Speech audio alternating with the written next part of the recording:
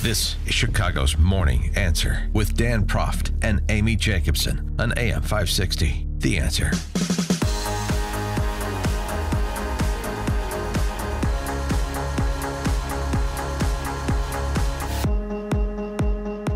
Top of the morning, Dan and Amy, and let's get some midterm election analysis from the other side of the aisle. To help us with that, we're pleased to be joined by Joe Trippi, former campaign manager for Howard Dean and author of the book, The Revolution Will Not Be Televised. Joe, thanks for joining us again. Appreciate it. Good to be with you guys. I want to get right into this. There's a lot of hype pieces throughout a lot of publications about early voting and trying to divine both overall turnout as well as distribution of turnout, address the enthusiasm issue based on early vote totals. It seems to me that it's decidedly uneven, but I wanted to get your take on it. Well, I mean, the hype about how many people are voting early isn't hype. That's for real. It's clearly, people are voting early in this election more than they have in the past, and at historic numbers, at least in the first states where we actually have results. I think trying to read which party is going to benefit from that, or whether it's actually going to impact the overall turnout, that's a little bit more difficult to talk about. I mean, are these people who, many of them maybe were going to vote on Election Day anyway, and so it doesn't really matter whether they vote. You don't get extra credit for voting early. And also, don't you think it helps it's with the good momentum? that people are voting. That's the most important part. Do you think it helps with the momentum? I mean, even NBC News is saying that Republicans are outpacing Democrats in early voting in key states. Well, that's always been the case. Republicans have always voted more in the early vote. It's been only recently, in recent elections, that Democrats made a major effort at doing that themselves. I think the gap is a little smaller, but I'm not surprised at all that more Republicans. I mean, generally, there's a whole bunch of groups. Older Americans vote more early. Younger Americans have a tough time even getting many of them to vote on Election Day, let alone voting early. So, I mean, there's different reasons why some of these people are voting early, but partisanship, it doesn't surprise me at all that Republicans are voting early. Well, and part of it is, too, as early voting has become more ubiquitous and more liberal, more generous, you just have more people early voting out of convenience, too. So each cycle you see that tick up a little bit in terms of the distribution of the vote that early voted. Yeah, it's exactly right. And again, you don't get extra credit for voting early. It's just easier for a lot of people. I do it usually because I'm not home on Election Day. I'm out there covering it somewhere, doing an election analysis. But I mean, people have different reasons, and so I think. But the one thing that's clear is this is historic early voting. I mean, we don't know yet whether this means turnout is going to be off the charts for the entire election. But I mean, there usually is some correlation. In other words, if you don't have a lot of early voting, it usually is a down year for turnout. The fact that this is historic, I think, means we're probably going to see one of the higher midterm turnouts of recent decades, maybe. But again, which party that benefits, and it may be uneven. It may benefit Democrats in suburban House districts, and it may benefit Republicans in some of these Senate races. So we'll see. Well, the distribution matters, too, in terms of, I mean, historically, it's like 60-30-10, right? 63 of last three, 60% of the midterm electorate, 3 of last 3, your religious voters, 30%, 2 of last 3, and 10%, 1 of last 3. And if you see more sort of first time or one time, the infrequent voter coming out and being a bigger percentage of the overall electorate, then that really changes what could be happening. That could be part new Trump voters. It could be part younger people and benefit to the Democrats. That's right, and that's why you don't know yet what this all means. I think what's good is any increase in participation of people voting, particularly as you said, 1 out of 4s or 1 out of 3s or 0 who haven't voted in the past or just recently registered. For those people to be participating. And for this to be a historic turnout, if that happens, would be a good thing for the country, I think, in terms of people actually participating in their democracy.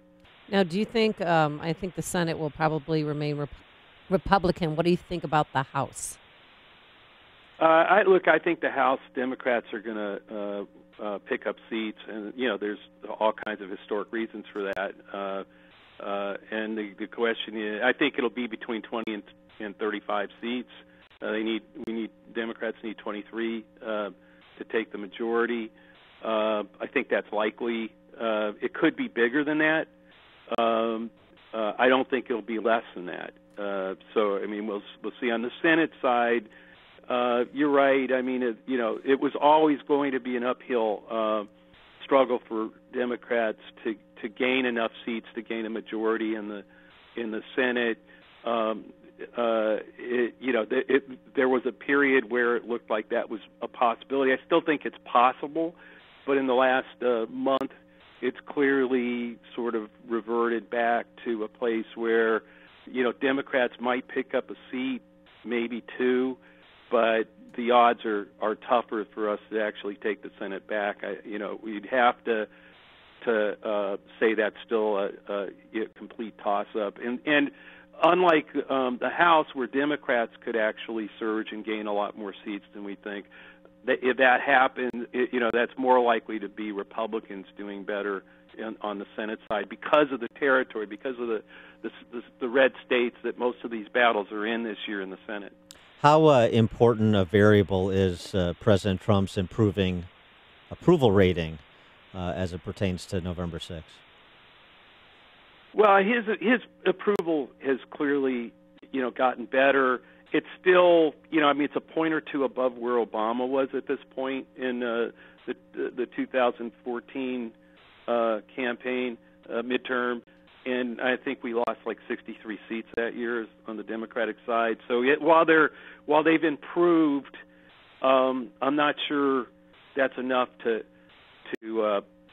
change the fortunes of Republicans in the House. I think more, I'd say, Dan, that whereas before, like a month ago, I might have said, look, I think we can win 40 seats in the House, maybe 45. That approval and the change in the climate, I think, is what kind of reduces my thinking to more, 30, 35 seats. So in other words, it has an impact. It may change some of the races, but I think a lot of this is, he's not high enough to improve it enough to save the House. But we'll see.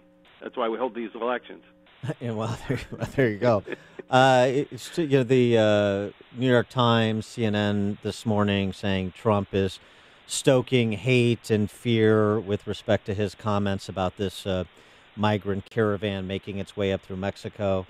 In point of fact, you've had some reporting, including from Univision, that there are random people from Bangladesh and other countries that have joined this band of migrants ostensibly making their way to America, and Trump is trying to seize on this, of course, to talk about border security and immigration policy, where there's a lot of energy in the Republican Party. And I wonder if this ends up being a de facto October surprise for Democrats. I think that this is a real mixed thing for the president and the Republican, and for everybody. I think that at least my experience this year is, yes, a lot of the Trump base is with him on this and likes his rhetoric and his policies and likes him taking on the caravan and all that. The problem, I think, is that part of the reason we had this huge gender gap with, something like 63% of women saying they're going to vote Democrat, is a number that goes back to that suburban Republican women that we were talking about. A number of them, they don't like this. They don't like his harsh rhetoric. They don't like they don't like the wall. They don't like where he is on immigration and where he's taking the country, along with some younger Republicans and college-educated Republicans. There's two or three groups that this actually pushes away and towards Democrats, even though it energizes and excites a majority of the Republican base. There are groups that this pushes away from him and the Republicans and towards Democrats, and that's why I think this is such a mixed.